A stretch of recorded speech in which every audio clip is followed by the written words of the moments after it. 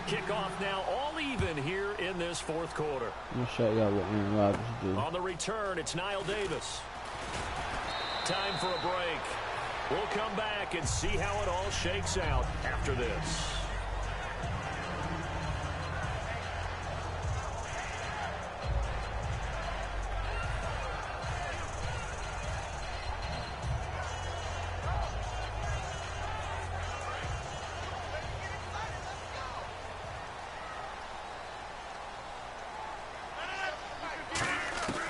Rodgers to throw. Buying time to his left. A hit as he throws there, incomplete. Not too many things get to a quarterback of this magnitude, but I think it's safe to say that pressure can get to any quarterback. Now, he's obviously a great franchise quarterback, but felt the pressure, threw it incomplete. What a gutsy call.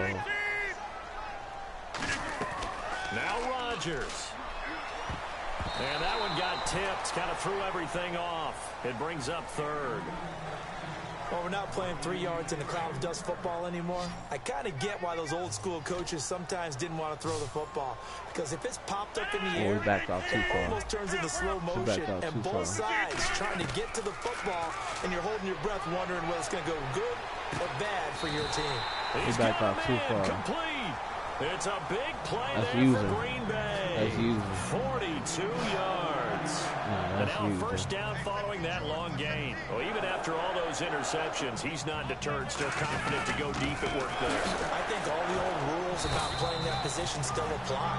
If things go wrong, you still act like you're the best player out on the field. You still carry that supreme arrogance with you and continue to fire the ball.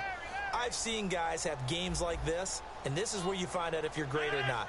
Can you overcome some interceptions and still lead your team to victory? And this is going to be intercepted. A great read, and it's picked off.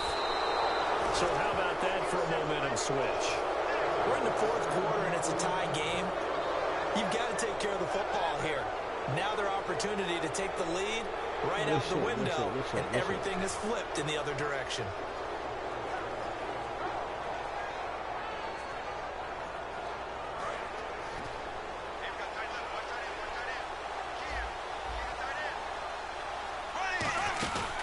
First play of the drive goes to McKenna.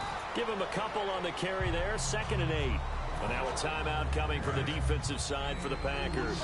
It's just their first. They've got 2 more to use here in the final stages.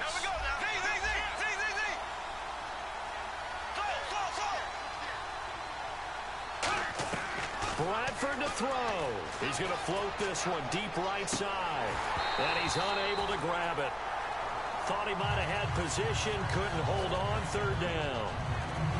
And when all else fails as a defender, when you're not there in the coverage, your best friend is exactly what we saw there. A big play shot taken by the offense. Unfortunately, it ended in a big drop.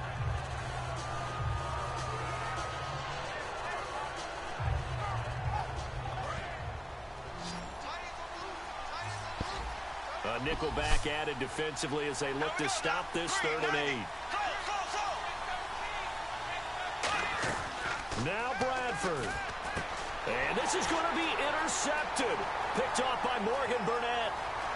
And into the end zone. You thought I was paranoid when I threw that pick? You got it? I play the game. You play to win the game.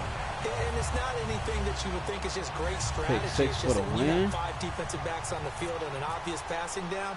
It's a lot tougher to complete a pass. And pick on that 6 play, for the they win. completed it just to the wrong team, and it cost them 6 points. I forget to tell them boys pick 6 for the win.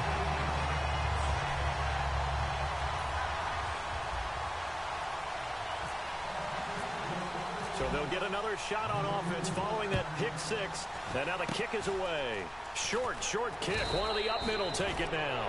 And solid field position here to start as they get it out to the 40-yard line. Now the Minnesota offense set to take over again. One possession game. Time very much a factor. How does the offense handle this situation? Well, in a lot of cases, they gotta should stick be with the outside. You can't throw relaxed. anything inside. And I know that's counterintuitive because this is a pressure situation. But this is Friday practice every week of the season. You go over this situation, having to go downfield, limited timeouts. Got to get out of bounds and keep the drive going and set yourself up Defensively, you can't just lay back and let them do whatever they want. So it is a cat and mouse deal here. How much pressure will the defense bring, and how much pressure can the offense handle? We're going to find out.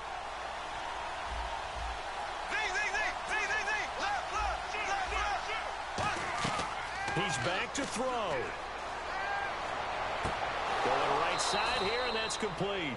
And he's going to be out of bounds, but able to take it inside the 40-yard line. And he did exactly what they needed him to do, Charles. Got out of bounds. They have no timeouts. And they knew that before the play even began.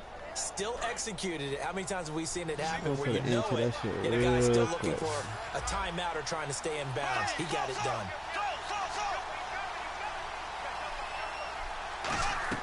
Back to throw. And he can't get a throw away. He's taken down. Jake Ryan in there to take him down, and the clock will roll. They're going to hurry back to the line now. He'll look to throw. And pressure coming, and they got him once again. Well, we saw a close game that kept us on the edge of our seats down to that final whistle. And right before that final whistle, defense with one last exclamation mark there, getting the sack to end. No, ain't nobody in here. Hey, ain't nobody in here. We were waiting to see what would happen. Obviously, we thought something would happen downfield. Instead, it happens in the offensive backfield, and that's your ball game.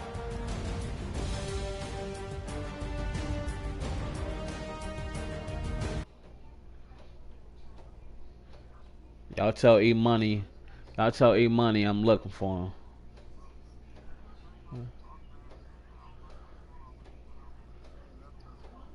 Y'all tell him I'm looking for him.